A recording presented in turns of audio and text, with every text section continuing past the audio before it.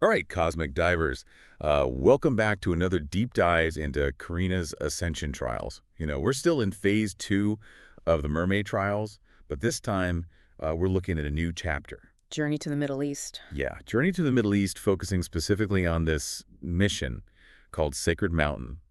And we're going to be pulling all this from her latest journal entry. Right, and before we get into it, like always, let's just do a quick recap for those who are just tuning in or who need a little reminder of what this is all about. Yeah, so basically, right, the whole Centaur Project, The Centaur Project. this whole thing that's happening to Karina, it's all about transforming her into a universal hybrid empress, someone who can hold the entire universe's data. It's pretty big, right? It's huge. Yeah. But this episode, this one's a little different. It's all about danger and secret, so let's just dive right into that. Let's do it. All right, so first off, one of the things that really stood out to me was how this whole mission is tied to Karina's Arab ancestry. Right, well, that's what's really captivating about this whole thing. Yeah. The mission relies on Karina activating these crystals in her blood. Like some sort of ancient power-up. Exactly. They're like these repositories of ancestral memories. So it's like a hidden library inside of her. Yes, full of ancient wisdom and, yeah, maybe even some power-ups. And to guide her through this process, she has a new guardian, right? Yes, Agatha. Agatha. Yeah. What can you tell us about her? Well, she's a fascinating character. Yeah. She seems to be playing this dual role. On the one hand, she's helping Karina recover these ancestral memories that are stored within the crystals, but she's also got this other responsibility. She's preparing Karina for the intense energy that permeates the East. Okay, so like the East isn't just a place, it's more like a... Well, it's not just a geographical location in Karina's world, right? Right. It represents this realm of ancient wisdom and mystical power hidden from ordinary perception. Okay, that makes sense, and that explains why the mission is timed with Passover, the Jewish spring. The journal mentions that this period makes it easier to access the hidden mysteries of the East. Precisely. And the location Karina needs to find is, well, it's the place where the burning bush grows. Well, hold on, the burning bush, you mean like... The very spot where God revealed himself to Moses. Oh, wow. So that place. While the exact location is debated in our world, in the parallel world, it seems to be very clearly defined. So this sacred mountain covered in burning bush, that's where she needs to go to uncover the secret. But here's where things get really intense because the security surrounding this place is insane. Insane. Yeah, we're talking about ruthless warriors commanded by a demon that even Lucas fears. Yeah, I was going to say that's pretty hardcore if even Lucas is scared. Ah, It's got to be bad. yeah, absolutely. So I have to wonder, why would the Centaur Project choose such a dangerous location if no one has ever survived it? Right. Well, they must be pretty confident in Karina's abilities and the preparations they've made for her. Right, because the journal mentions that Lucas visited her before the mission and gave her very specific instructions like rest, eat certain foods, be prepared for extreme danger. And I found this really interesting. Even he doesn't know what the secret is. That is strange, isn't it? It's like even those who are orchestrating these trials have limited knowledge of what lies at the heart of this sacred mountain. So they're sending her in blind, essentially. In a way, yes. And with Passover drawing to a close, they realize they have to act fast. So they choose the final night. The riskiest time, but also the only option. Talk about pressure. I'm getting some serious heist movie vibes here. And just like in a heist movie, they need a specialist. Enter the Centaur. Exactly, remember him. Oh, yeah. How could I forget a millennia-old being half man, half horse residing in the parallel world? He becomes Karina's guide and squire for this mission, tasked with escorting her into this sacred mountain. Now, this is where my imagination runs wild. Karina riding on the back of a centaur, flying over this mountain that's practically glowing with emerald fire from the burning bush. Talk about an entrance. While Agatha and her team create a distraction. Right. Agatha's team is using the Jewish spring festivities to their advantage. A carefully coordinated effort. So while all that is going on, Karina and the centaur are making their move. Can you walk us through what happens next?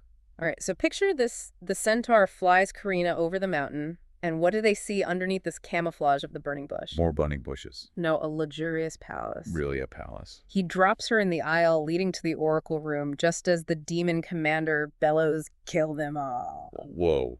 Talk about being thrown into the fire. So what happens next?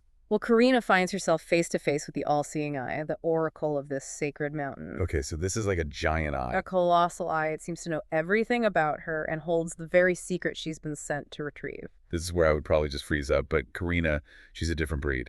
Indeed, and as the eye reveals the secret, an unseen force pulls Karina back to the centaur just as the portal closes behind them. So they had like seconds to escape. Mere seconds. Do the guards follow them?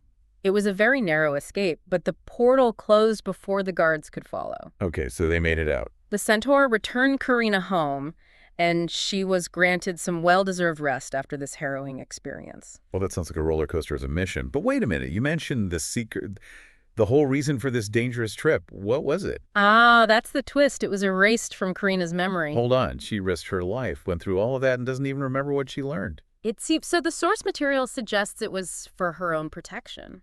I am dying to know what could be so dangerous that even knowing it could put Karina at risk. So it's almost like her mind has this safety mechanism, shielding her from knowledge that could overload her system. I like that, a safety mechanism. It really does make you think about the delicate balance the Centaur Project is trying to maintain. They're pushing her to these limits, but also trying to protect her from information that could be detrimental to her development. Yeah, it's a tricky situation. But wouldn't knowing the secret actually help her in her mission to become this universal hybrid empress? Well, that's a great question. It does seem counterintuitive, doesn't it? But maybe the knowledge itself is so potent, so transformative, that it needs to be integrated gradually. Like, you can't just download all that information at once. Right, like trying to teach a toddler advanced calculus, they just aren't ready for it. Exactly. And remember, her genes are such a crucial aspect of this whole project. Right, their ability to adapt and evolve, that's what makes her so unique. Precisely so. Perhaps experiencing the secret firsthand, even without conscious recall, is enough to trigger certain changes within her. Like planting a seed that grows, even though we can't see it beneath the surface. A very good analogy. So the secret, though hidden, could be reshaping her from the inside out. But what could this secret be? The journal describes it as a truth accessible only to the creator. That's a pretty heavy statement. It suggests a level of knowledge that's beyond human comprehension. Imagine having access to the underlying code of reality, the very blueprints of creation. It could be overwhelming, even shattering to one's perception of reality. So by erasing the memory, they're actually protecting her from potentially destructive knowledge. It would seem so. But it's still mind-boggling to think that such a secret even exists. What are your thoughts on what this secret could be? Well, it's difficult to say for certain, but we can speculate based on what we know. If Karina is meant to become a being that holds the universe's data, wouldn't it make sense for her to have access to the very foundation of that data? The source code? Exactly. Perhaps the secret holds the key to understanding the origins of the universe, or even the nature of consciousness itself. Whoa, those are some seriously profound possibilities. It's like she's been given a glimpse behind the curtain, a sneak peek at the operating system of the cosmos. But then it gets wiped from her memory before she can fully process it. Right, so it seems like the Centaur Project is taking a very measured approach, revealing knowledge and power in increments. They're carefully guiding her transformation every step of the way. Very carefully. But it also makes you wonder, what are their ultimate motives? Are they truly benevolent, or do they have a more complex agenda? We know they want to create this universal hybrid empress, but why? Those are questions we'll need to keep exploring as Karina's journey unfolds. But for now, let's shift our focus back to the Sacred Mountain mission itself. Right, let's rewind a bit. Remember, the decision to proceed on the final night of Passover was a last-minute gamble. It was the riskiest time, but also their only option. A true do-or-die situation. And that's where the Centaur's role becomes even more crucial. He's not just a guide, he's also the getaway driver. Flying Karina over the mountain and through that portal at incredible speed. And don't forget about Agatha and her team.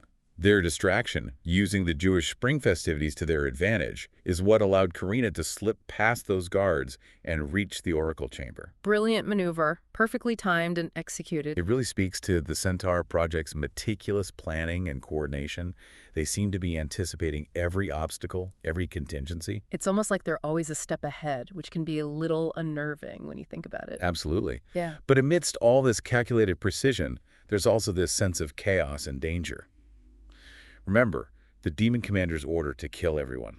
Chilling. It highlights the very real risks involved in this mission, even with all the preparation. It shows that even the best laid plans can go awry, especially when facing such formidable opponents. Yet despite those risks, they succeeded.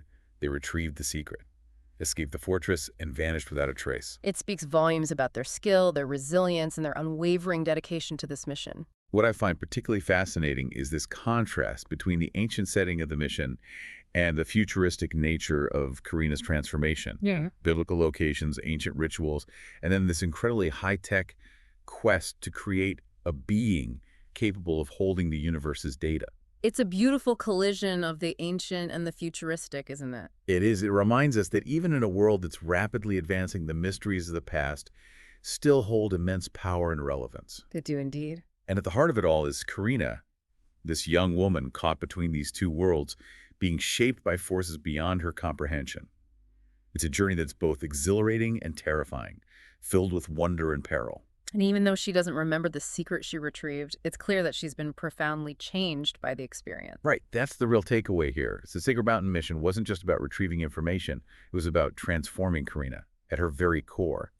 The experience itself, even without conscious recall, has left an indelible mark on her. Like a scar. Exactly. Yeah. It makes you wonder if a secret can be this powerful, even when forgotten. What will happen when her transformation is complete?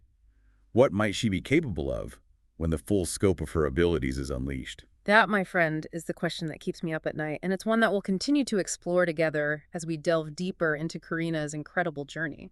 It's amazing to think, we've been following Karina's journey for so long, and every time I think we've reached peak intrigue, something new pops up, like this erased secret. It's the ultimate cliffhanger. It really is. So, as our resident expert on all things Karina, what do you think is the biggest takeaway from this Sacred Mountain mission? That's a good question. I think for me, it's the emphasis on Karina's lineage. We've seen her training, her tech, all this futuristic stuff, but this deep dive into her era of ancestry and the activation of these crystal memories, it just adds a whole other dimension. It's like unlocking a hidden superpower. Exactly, and it makes you wonder what other secrets might be hidden within her bloodline. Right. And to think all of this is happening while she's tackling this incredibly dangerous mission, facing down a demon commander and an all-seeing eye. That's some serious action hero stuff. It is, and she handled it all with incredible courage and resilience, just like she has in her previous trials. But what really strikes me is the contrast between that external action and the internal transformation that's happening simultaneously.